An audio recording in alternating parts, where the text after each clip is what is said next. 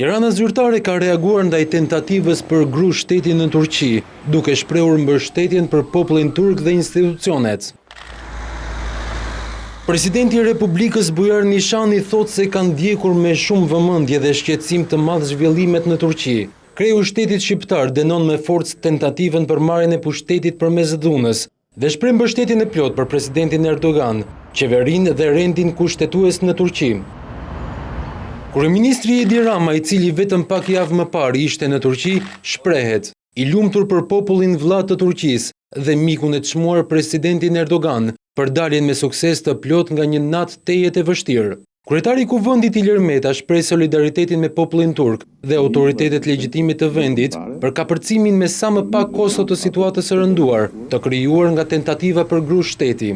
Shmangja gjakderdhjes dhe rikthimi i rendit kushtetues janë teje të rëndësishëm për stabilitetin e Turqisë dhe të gjithë rajonit, thot kreu i Kuvendit.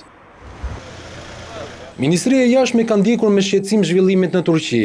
Në deklaratën e saj i bëhet thirrje shqiptarëve që ndodhen atje të shmangin zonat e prekura nga trazirat, të ndjekin udhëzimet e autoriteteve turke dhe mediat lokale.